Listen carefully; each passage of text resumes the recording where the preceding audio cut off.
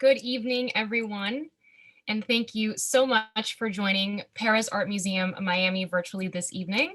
My name is Maritza Lacayo, and I'm the Curatorial Assistant and Publications Coordinator here at PAMM, and I'm thrilled to be with you all tonight. The conversation that will take place tonight is a part of a series, our live studio visits program, which is presented with the very generous support from the John S. and James L. Knight Foundation and features local artists sharing their practice through our virtual visits with the PAMM curatorial team. So as most of you know, as a 21st century museum very much dedicated to representing the people and communities of South Florida, PAMM continues to strive to be a forum for open, honest, and at times challenging dialogue while also creating understanding through the power of art. And that is really how this program came to be. We're really at your service tonight. I can't emphasize that enough. We strongly encourage you to ask us questions as we move through the presentation. So we're hoping that our conversation entices you all to get curious and ask me and Carlos anything you'd like.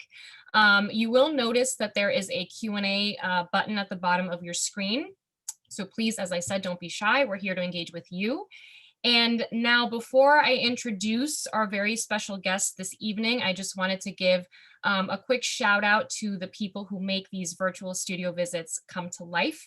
I'd first like to start by thanking Denise Faxis and Andrew Bird, our absolutely incredible audiovisual team who work tirelessly to make all of our virtual programs possible, including this one. So thank you very much. Anita Bram, Associate Director of Adult Programs, who has been really helping manage this series of programs and working alongside our fabulous communications and marketing teams to make sure that not only you all know about it, but that you're here tonight. And of course, a special thank you to Alexa Farah, Director of Marketing and Communications, for her efforts in promoting this project. And lastly, I want to reserve my deepest gratitude for our associate curator, Jennifer Inacio, who has spearheaded this project from the very beginning and has served as a helping hand for each and every one of us while we plan these conversations for you all. So thank you, Jen, for your support always. Now, I would like to tell you a little bit about our guest this evening. Carlos Estévez was born and raised in Cuba and moved to Miami in 2004, where he now lives and works. He graduated from the University of the Arts in Havana and has been a recipient of the Joan Mitchell Foundation Painters and Sculptors Grant, the Cintas Foundation Fellowship in Visual Arts, and the Grand Prize in the First Salon of Contemporary Cuban Art in Havana, just to name a few. He has had solo exhibitions at the National Museum of Fine Arts in Havana, the Tucson Museum of Art in Arizona, the Center for Contemporary Art in New Orleans, the Lowe Art Museum at the University of Miami, and the Stewars Gallery at the University of North Carolina in Charlotte. His works are included in numerous prestigious collections, such as the Museum of Fine Arts in Boston, the Ludwig Forum in Aachen, Germany, the Bronx Museum, New York, Denver Art Museum, Colorado, the Patricia and Philip Frost Art Museum at FIU, and of course, Pérez Art Museum, Miami. So his work really stems from a very deep interest in questions concerning human spirituality, and his goal is to highlight the process that he refers to as an alchemical, metaphysical transformation of mystery into knowledge. And the imagery that populates his paintings, his drawings, his sculptures, and installations, they all bear a sort of dreamy and even childlike quality with recurring references to marionettes, fantastical architectures, cosmic geometries, you name it. So we will be discussing a lot of that tonight. And so without further ado, please join me in giving a very warm and virtual welcome to Carlos Estévez. Should be able to turn your camera on and all that. Can we see you yet? Yes. Okay. Yeah, here I am. Hi. Hey, how are you? Hey, good evening, everyone. Thank you, Maritza, for inviting me to be part of this experience of studio artist visit studio, and thank you, the Pérez Museum and all the team, especially Denise and Andrew. I'm very happy to be here tonight and able to discuss about my work. I'm very, very happy to have you. And What I wanted to do was start the presentation today with this image, because for those of you who have been to PAMM either in the recent couple weeks since we reopened, or even a while back, over a year now, you would have probably encountered this work in our permanent collection galleries on the second floor. So this first image is kind of what you see as you're walking into the permanent collection galleries, and the next slide is a little bit more of a, there we go, a head-on shot of the work. So most of you who have been to PAMM would have seen this. I know that our docents tour this work, our teaching artists. So this is a very, very familiar work, I think, for a lot of people in the PAMM community.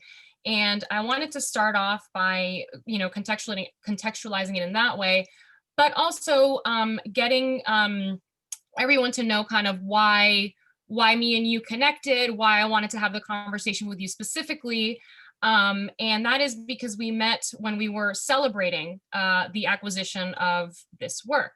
So I also want to give a quick and major shout out to Suzanne and Chris Armstrong, who I know are watching this evening. And these images are from that night when we had the chance to celebrate this acquisition. And so we are very, very indebted to them and thank them.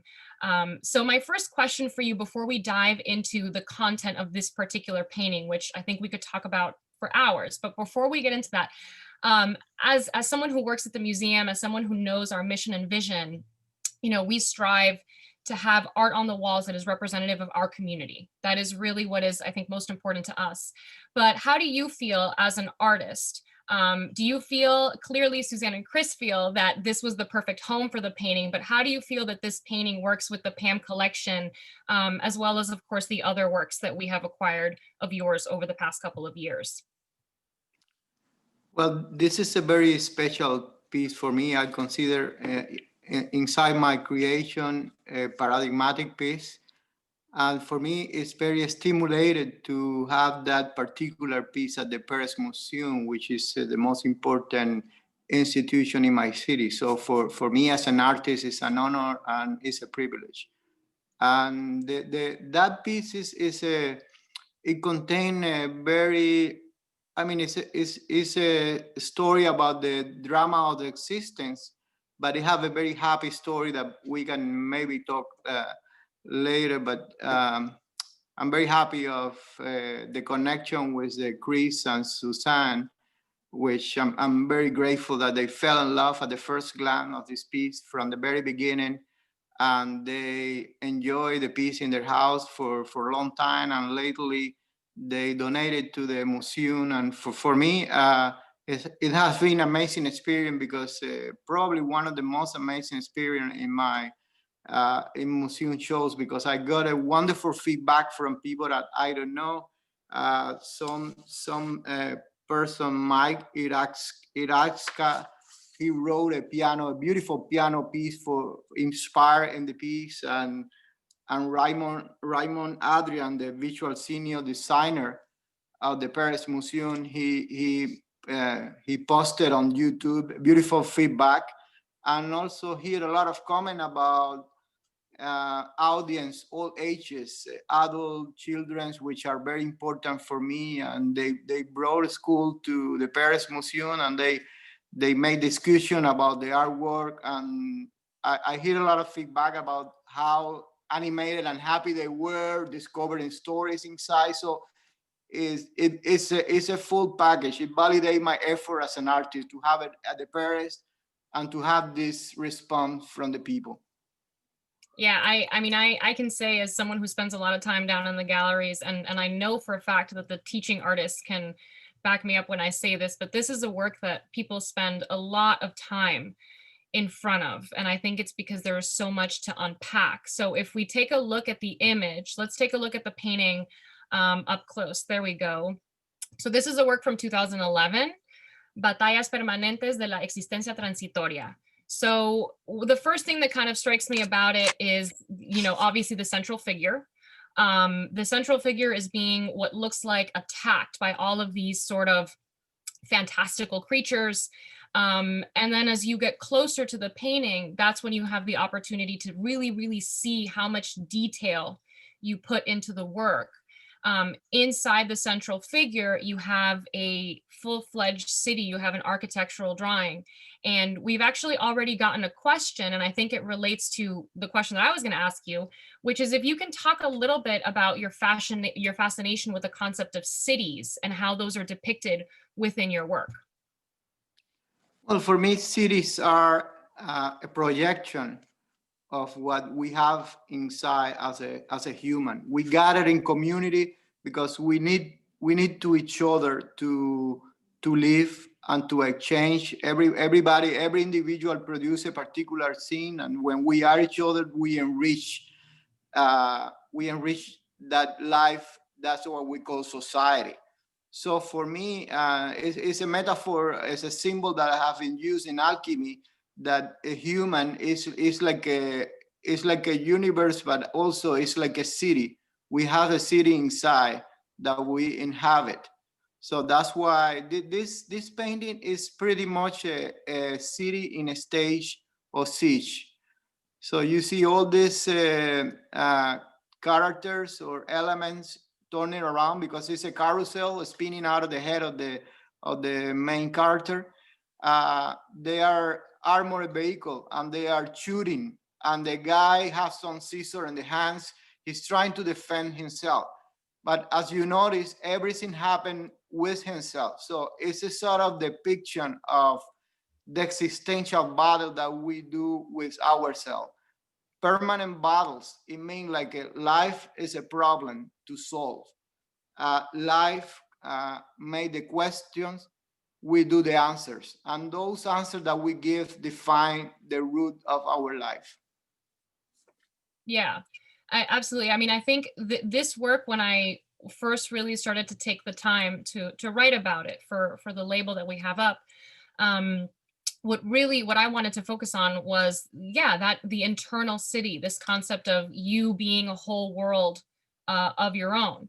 And there's something I think really refreshing about that, right? That you are your own universe. And so long as you're alive, you'll continue to get to know yourself, and you'll never really get to see every crack and crevice in a city. And so you'll never fully get to know yourself. And that's a very, I think, liberating thought. It means you're kind of a treasure trove for discovering things about yourself. So this painting, I think, is very much about self-reflection. And I read a quote of yours where you talk about that, where you mention that you want your art to help people self-reflect, to find those universes within themselves. So I think this painting very much does that. Well, I think that that's the magic of art. I submerge myself into my universe, and I project the way I perceive life. And the magic is that in that isolation, in that immersion, I connect in the deep of other people. So that's an incredible phenomenon. Yeah, absolutely. So just a friendly reminder to everyone to send in your questions if you'd like. In the meantime, I think we can move forward to talk a little bit about your studio and your studio practice. So this is a photo that I took when I came to see you a couple of weeks ago. Thank you very much for having me. And I wanted to ask you a little bit about your process. What is it like for you to work in your studio? When I'm not there asking you a ton of questions, how do you feel that your studio practice is reflected in the final product? And just talk to us a little bit about your influences as well. Well, first, thank you for the visit, and the studio was cleaner than it used to be because I made it out for you. That's I think I have two spaces mainly for my creation process.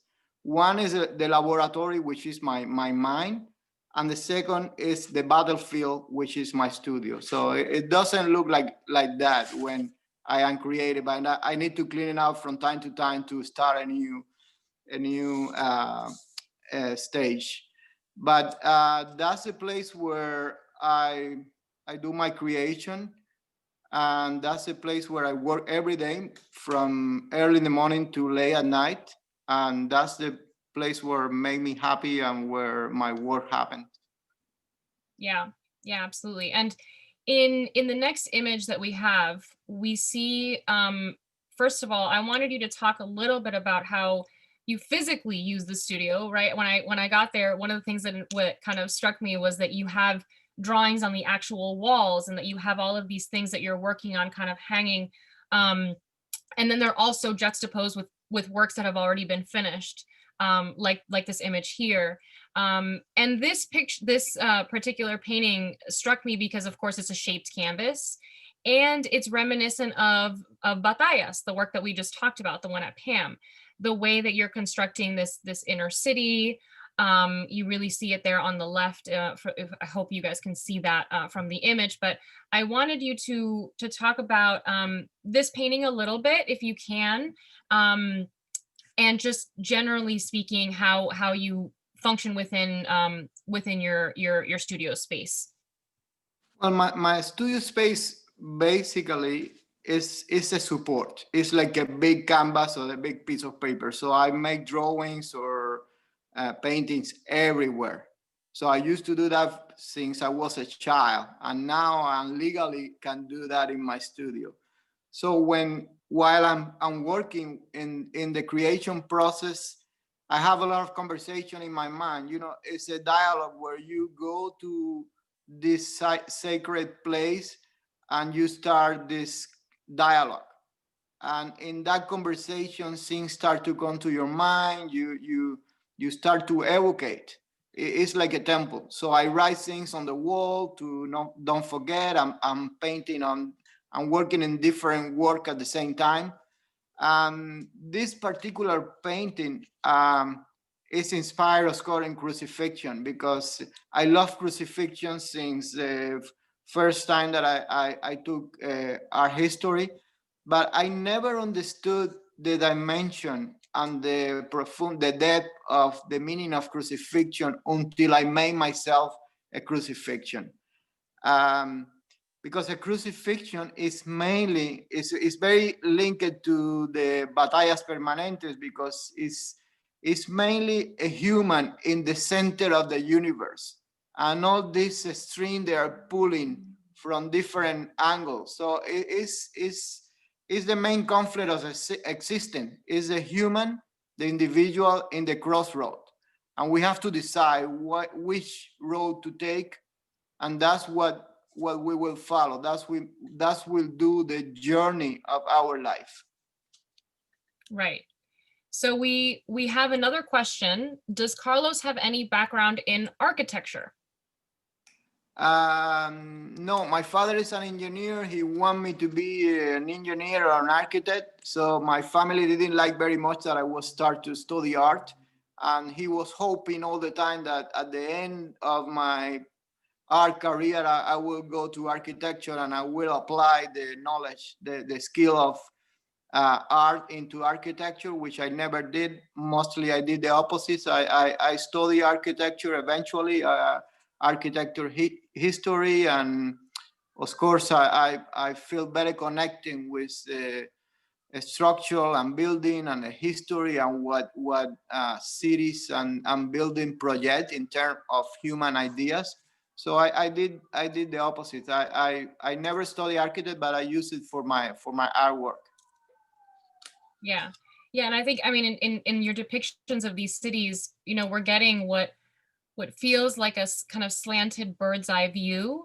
And it reminds me of those Renaissance paintings where you have depictions of these large cities and you see the domes on the churches, and you see the town squares and all of that. So all of that is also very much included in your work. And so even if you don't have a background, you know, formally in architecture, I think we all study architecture when we study art history, at least in part, and that definitely comes through in your work. At least it was one of the first things that I noticed when I really started to take a look at Batallas and that central figure and the town squares and the details. It really does come through. Yeah. Well, I think architecture is such an important field in human history, because it contains visually and conceptually history and diversity and culture. So as you go to every city, just at first glance, you get a lot of information about the human who inhabit those cities. Yeah. Yeah, absolutely.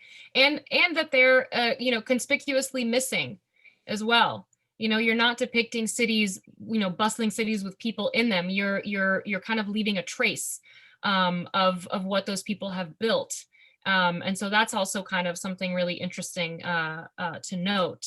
But clearly, what we are chatting about now is enticing our viewers, because we're getting quite a few questions, which really, really makes my day. The first one is, are there works of literature, music, or artistic works of others that inspire your practice? I I am a consumer of every art form. I work with music. I read a lot of mostly philosophy, history, or theory. Um, that's I watch a lot of movie. I need I mean for feeding my brain. I need the audio visual material. I think it's a very important component because on all these fields, you get the human experience from the first hand. I mean, a writer, a filmmaker, a musician, it gives you a very personal language. And I think it's very important for an artist to to be very close observer of this. I think it's the best legacy of human uh, uh, kind art in all this Yeah. in all its manifestations. Yeah, absolutely. And in the next image that we have, this also relates to one of the questions that we've gotten. You also work in clay and other materials. How do you feel that different mediums affect the meaning of your work? I I, I think the universe, the world, the reality is like an alphabet, and the artist myself, you use this alphabet to articulate your language. So every single material have a very specific way of expression. You don't say the same through clay, through wood. So I work mainly based on ideas. So I control the idea in my mind and I look for the right material to express it. And sometimes I am not sure in the process and I try different materials. So I do different versions of the same idea, see how which one it work best. Yeah. And I wanted to move on to these images because, you know, these are some of the things that I saw when I came to your studio. And then it kind of brings us to, you know, what you expect of the viewer. This is a work that we are very, very proud to have at PAMM. It was gifted to us by Rafael and Mary Jean Millar for PAM's 35th anniversary. And this is a work, Cahier Volant, so flying notebook. And it's, first of all, obviously you can tell from the image that it's a very, very large scale work. And so my question to you is, you know, what do you think of in terms of the viewer, and what do you expect from the viewer? This particular work requires us to take an extra step, right? I believe that there are magnifying glasses that we have to use in order to see the details. So if you could talk to us a little bit about this work, and also, like I said, that relationship with the visitor. Well, you know, for me, art is an obsession, and it's something that it's like a course. It's something that you have to do. You don't have more choice.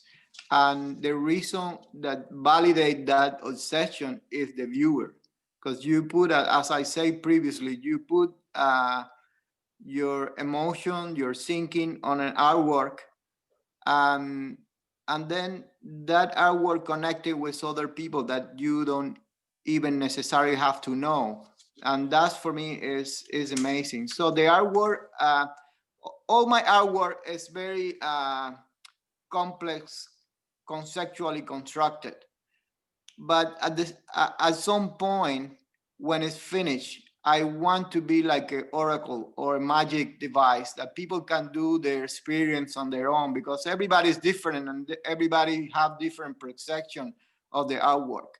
It's like in in ancient art, you don't really know the content that move behind, but you move through the work because it has some energy, it has some emotions, it has some history, and even you cannot decodify those history and those stories behind on, but you react to it, you connected to it. So that's what I expect. I expect people to connect to my work, and I don't want everybody read the same. Everybody, everybody's individual, so I expect everybody feel something, but I expecting that they feel strongly connecting with the image that they are watching. Yeah, I think there's a quote by John Dewey that says that art is the most effective form of communication. I don't know that I totally agree or disagree with that, but I like the thought, and I think it goes with what you're saying, which is that if you can get people to connect with your work, what you're really doing is creating a bridge between yourself, that person, or multiple people who have come and experienced that work for themselves. So art really functions as this bridge, that connects us whether we know it or not, and that is the power behind it. And so of course that's why we all love it and why we're all here. And in a way it's also kind of bringing us together now, even in this very, very strange time where we're having virtual conversations instead. But art has definitely has the power to do that. And we have another question. Please ask Carlos to discuss the connection between art, healing, and public health. I was impressed with Carlos's work with hospital patients during his McColl Center residency in Charlotte. Well, I have to say that that experience at the McColl Center for Art Innovation, I was artist in residence at the McColl in 2016.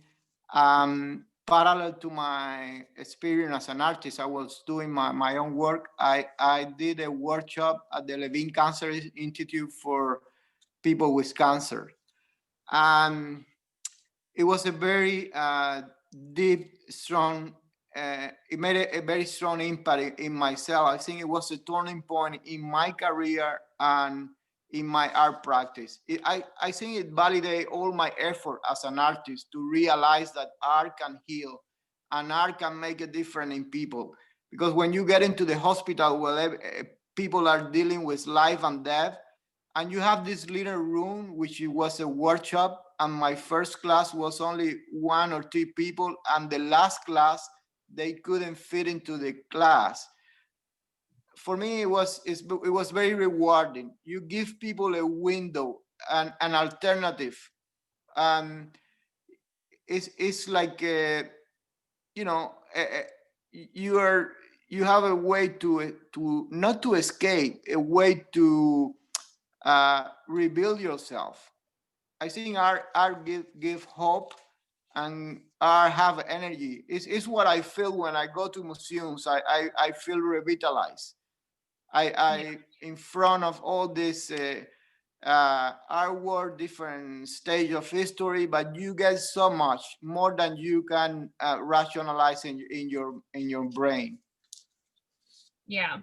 And we have another question that says, Carlos, how did you move into the Celestial Beings series like we saw at the Lowe Museum last year? Well, I think we have a couple of slides that with those paintings. Yeah, maybe we can answer that when we get to those. Especially Okay. Since I just got a question Yeah, because specifically about this work. Sorry? No, it's better to answer the question when we have the paintings in front, so people can understand better what I have to say. Yeah, I agree. And someone just asked, what sort of flying creature or machine does the Cahiers Volante depict? This piece was made for a library in Martinique, the Chercher Library. It's a beautiful iron structure library. It was a biennial, and the biennial was a homage to Cesar, Messer, the famous, well-known Martinique writer. So the subject was the relationship between literature and art and visual art. So I took from my notebooks, all what you see on the kites are photocopies from my notebooks. So I create a big screen, and it's like a flying notebook. It's a fish, it's a bird, it's an imaginary imaginary creature. And because the diaries are very intimate objects, people have to look at them with binoculars. So if you want to get into what is written on those screen, you have to look through the binoculars. Yeah, yeah, it's definitely a participatory work in that sense. And if we actually go on to the next image, I wanted to cover a couple of the works that we have in the collection. This is a gift of Martin Parker. This is a work from 2001, so a bit earlier, and we're already seeing this kind of figure and mechanical motif in your work. Could you talk to us just a little bit about this work? Sure. I read when I was a kid the Gulliver Travel. Well, first, this piece, as you mentioned, is a Marty Parker, which is a passionate collection of my work. So I'm very thankful of him to that he donated this work to the Paris. So I was saying that I read the books of Gulliver's Travel of Jonathan Swift, and I know the book is mainly inspired in critic and parody of the England society, but for me, it's a very strong metaphor of human relationship, because that visual sense of proportion, it works all the time. I mean, you make your friends because you are at the same level of the people that you like, the people that you feel empathy and sympathy. So that's why I was I don't know if it was Jonathan Swift's intention, but art exceed the intention of the artist, which is, I think, is a wonderful thing. So I was interested in that idea of proportions. So this a lady with a little man, and how they're gonna love each other if they are different sizes. That's a question to solve. Yeah. And another question that we received is, have your dreams influenced your work? Oh, absolutely. I also still work from the future, from my dreams, work that I haven't done, but it's mine, so it's legal, and I painted it. And also I solve problems. The brain is very tricky, and sometimes during the night, there is one stage, it's called hypnagogic, when you are half asleep, half awake, and that's a wonderful moment to get ideas. So I always, when I go to bed, I have a notebook, and I'm close to fall asleep, but I have an idea, and I have the discipline to a way to take note, because next day you will forget. But during the dream, I got a lot of images, and I got a lot of solutions for my artwork. And sometimes I have the gift of a whole vision for an artwork. And when I do that, I put it in the back.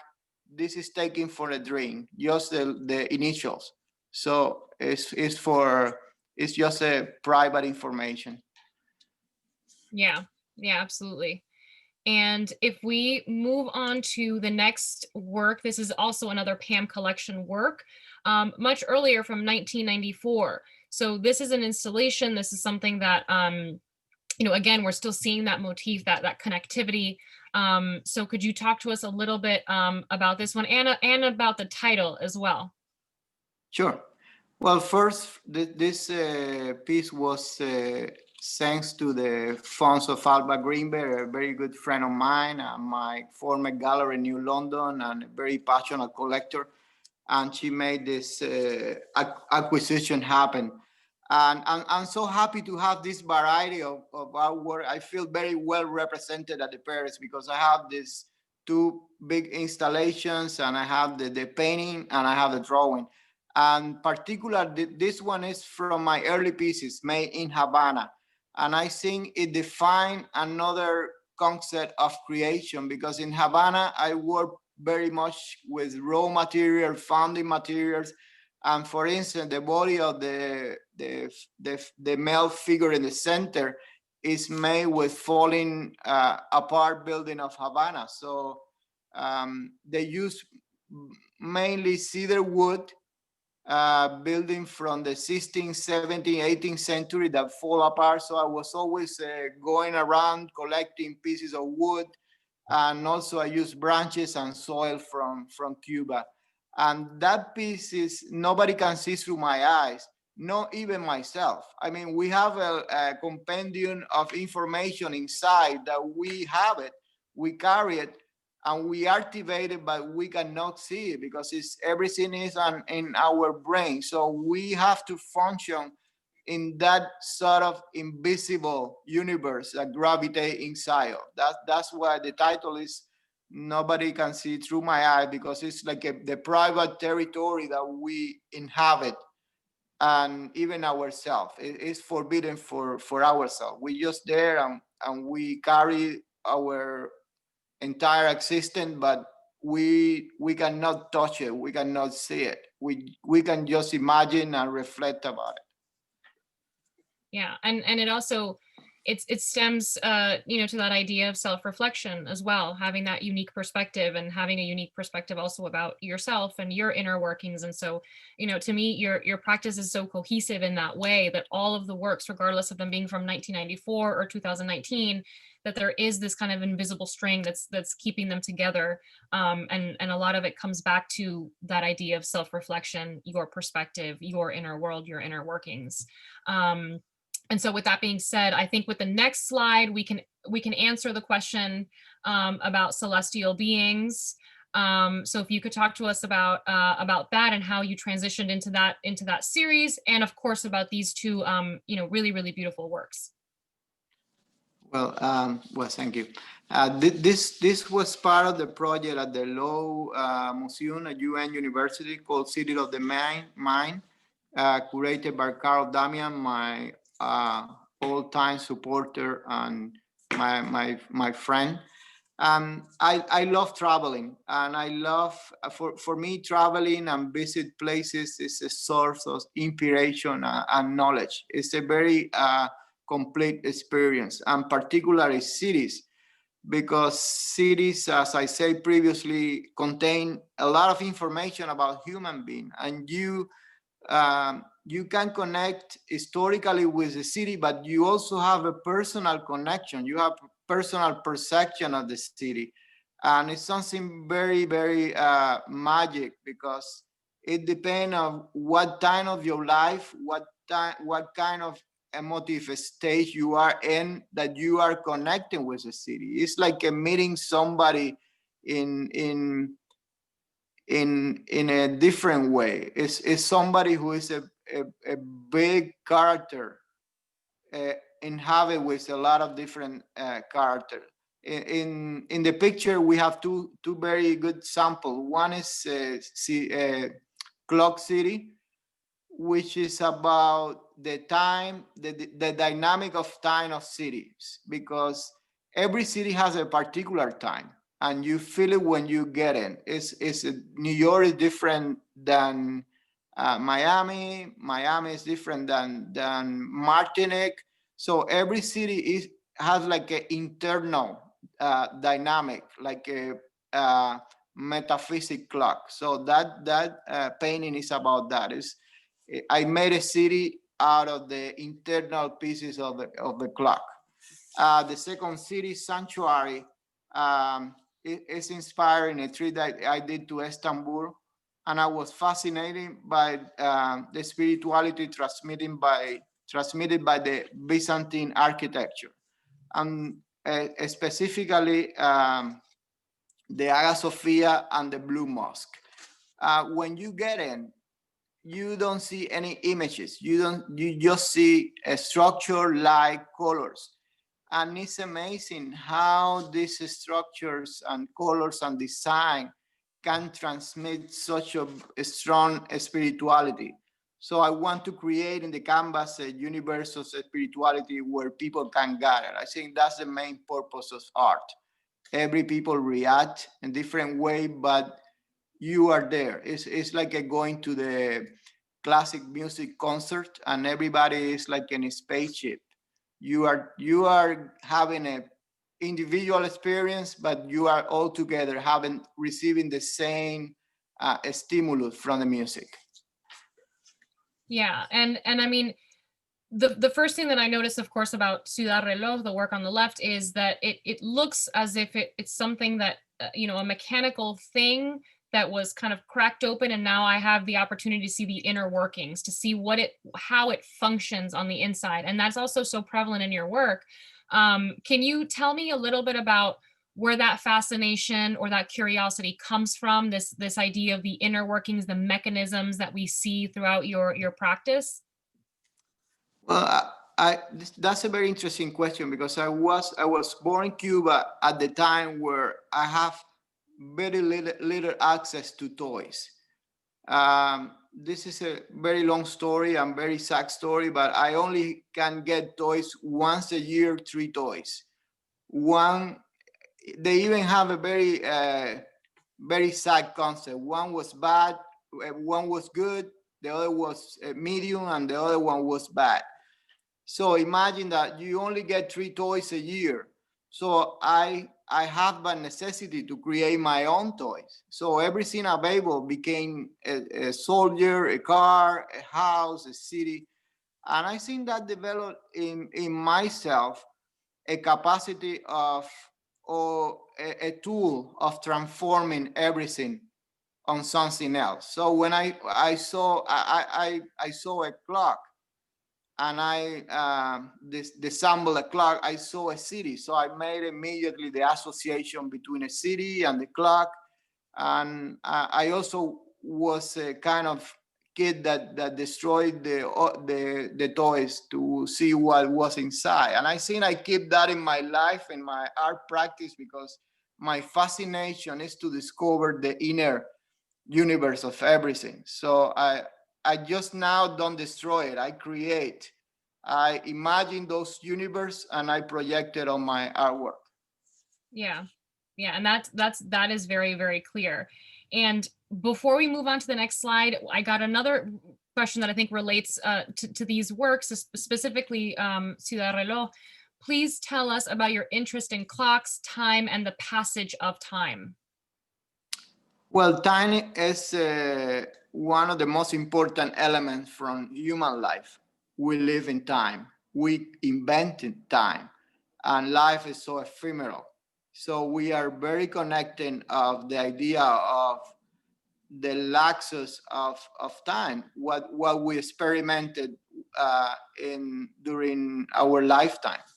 So time is a very important, and also it's a very complex philosophical concept that can be dissected in such many different ways. Yeah, definitely. And if we can move on to the next slide, we have a chance to see works that look a little different than what we've been looking at now throughout this presentation. And one of the first things that kind of struck me about these is they sort of instantly reminded me of these, you know, surrealist box constructions, the Joseph Cornell, the very mysterious sort of found object box construction. And so you know, first, I guess my first question is, you know, how do you feel about that comparison? Are you influenced at all by surrealism or the found object, you know, that whole practice? And can you talk also a little bit about, I have a feeling that this work on the left here is participatory, so if you could also touch on that. Well, definitely, I love Joseph Cornell, and he's one of my gods. And also I like surrealism and Dadaism. And I'm fascinated about objects because objects were creating because somebody had in mind this idea on the need to create something. So object is a projection of the human mind, but also contain a story, because one is done, it starts to participate in our life, and it goes from hand to hand. So even if you don't see that story, I like to imagine that story. So I like the way the objects met. And of course, Joseph Cornell has been an inspiration from me, but I go farther than that, because I love Cabinet of Curiosity from the 16th century. And I think that's they are pioneer in the museum's idea, because it's a meeting between objects and ethnography, anthropology, relics.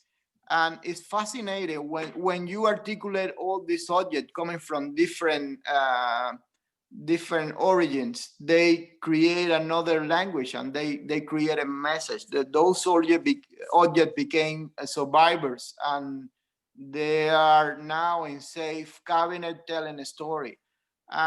These two pieces particularly, they are survivors. They were in my latest show. It was a very ambitious show in the middle of the COVID that I did in Charlotte. Unfortunately, it was a tragedy. It was a flood, and I put a lot of effort in this work that I'm so happy that they are safe, because I put a lot of energy and time. So the presence of this work alive in my life, it made me very happy. So the Door of Immensity is about the possibility that humans have to open doors. That's what she have a dress made out of all keys.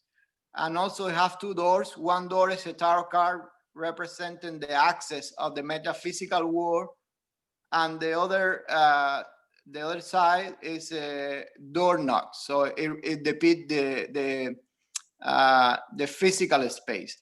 And in this is my latest work, and it's like a new stage in my creation search, because it have a lot of hidden objects from my childhood memories. All this drawer contain objects, and also it have to illuminated manuscript that is solve my problem when I work intensely in an art show.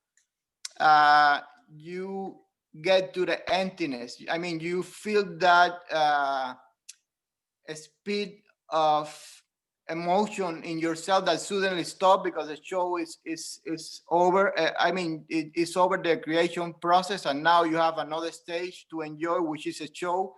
But in this time, I made these two notebooks that I put inside the work, and I take it every night when the gallery closes. I take it out and I continue working. So it's a work on progress, and it have a lot of white pages still. So I like that idea that the work is alive, it's not finished, and anytime that I do a show, I will make drawing and put it inside. So it make more personal, more intimate, and it's something that I use and I still in use. Yeah, absolutely. And this work here, the Doors of Immensity, relates to a question that I just received as well. If you could please share something about what moves you to create these different tarot designs, which we also saw in a previous slide from when I was in your studio.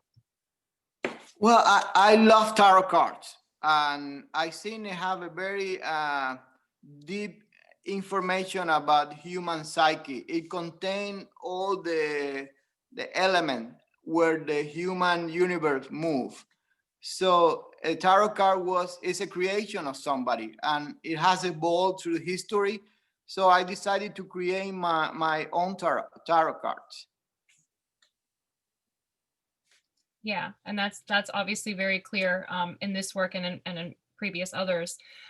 Let's move on to the next slide.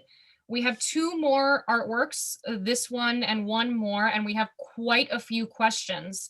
So perhaps we can go through these, just talk to us a little bit about these two works, and then we can have a sort of Q&A section at the very end. Well, because I have a vision problem. I always, since I was a child, I've been in optometry, ophthalmology, and I love all these machines and all these accessories. but this one particularly is about the world that you don't see. It's called the Optometry of the Invisible. And this word accidentally didn't make it to the show in Charlotte. And I think of that this word safe, because it have a lot of glass element, and it's safe from the flow. So I think somehow it worked like a talisman. Optometry of the Invisible predicted was going to happen and visualize the invisible, what I couldn't see, and it saved itself. Yeah, I mean, objects are powerful. And, when you were talking about, the history of these objects, I think of the way that the surrealists also thought of found objects, that each one of these objects comes with its very own history, with its, with a previous owner, a previous function, a previous life, so to speak. And then, the artist will not recycle it, but subvert it, give it this whole new life, this whole new function. And so I see that really in these object works that you're creating. And the last work in the presentation, this work, Business Phone, I think is a really great place for us to not to end, because we have a lot of questions, but for us to kind of conclude in terms of the images that we're showing. I know that these, for you, this series of telephones was sort of a reflection on the question is whether or not technology helps us communicate better or not.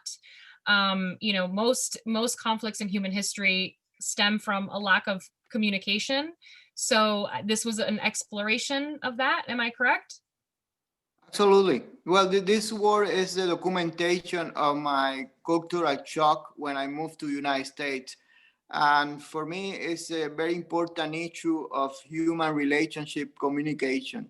So people sometimes have a problem to communicate.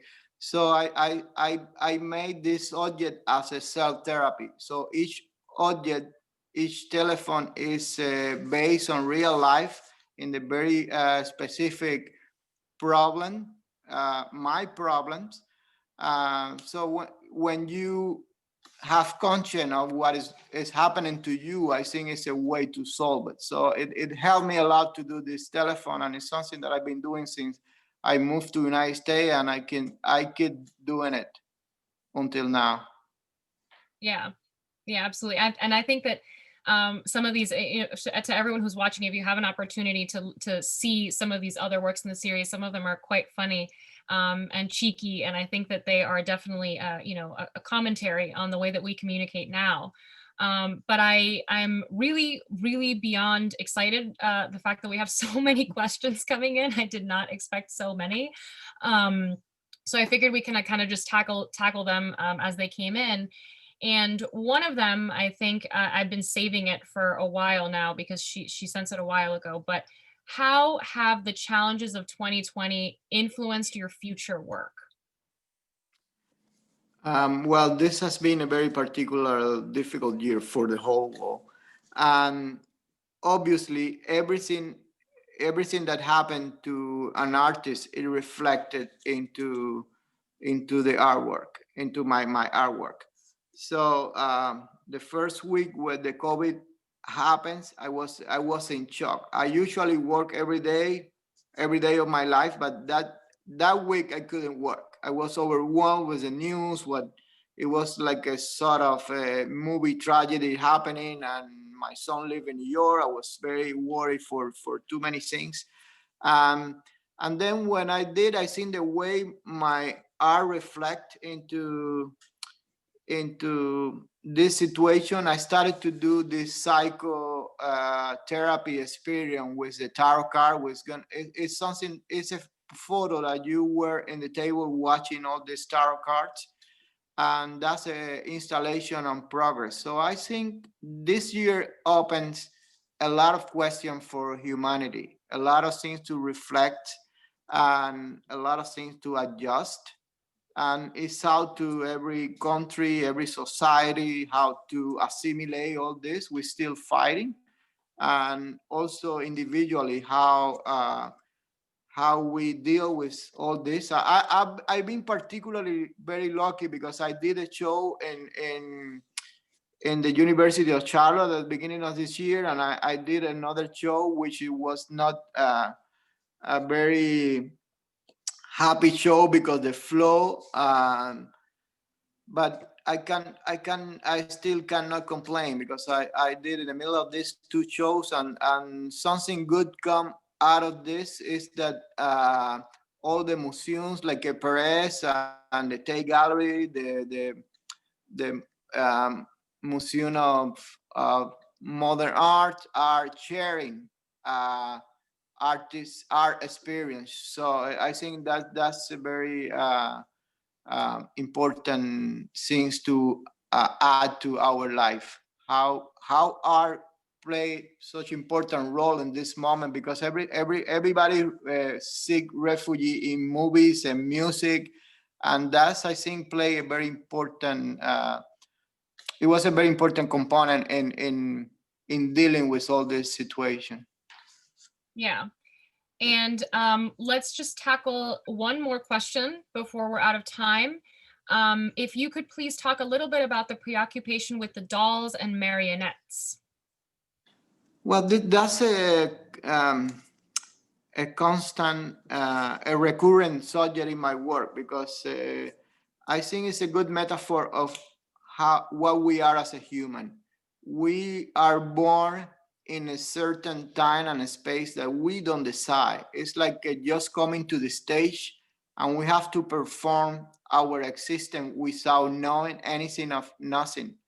So existence is very particular experience. You can read, you can go to school, but you are individual and you have to face life and do your life the way you want to do your life. So but there is a lot of things that we don't decide. So I feel like we are marionettes. Society, nature, the universe are the string that pull us, and in the middle of that we have the wheel, we have the wish, we have the dream. So that's what we can do in the middle of this marionettes performance.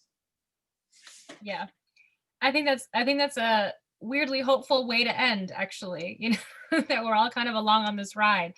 I cannot thank you enough for joining me in the conversation tonight. I know that our audience definitely enjoyed it, and I'm going to assume that it's because of the amount of questions that we got. So I'm very excited. So thank you so very much. And Thank you. For all of you who are watching, you can come and you can see Carlos's work up at PAMM right now. I also wanted to give a very friendly reminder to everyone watching that this is a part of a series. So we have a couple of upcoming live studio visits. The next one will be in January 14th. So we do ask that you attend these if you're interested. They're always a really personal and interesting take, and we very much enjoy putting them together as well. So if you have any last words, my last one is really thank you so very much. Well, no, it's me who thank you, and thank you all the people who are watching and all the people who made this possible. I'm very grateful, and it was a delight to have this conversation with you. I really enjoy. Thank you very much. For me too. Thank you, and thank you to everyone who watched. So hopefully we'll see you at the next one. Bye-bye.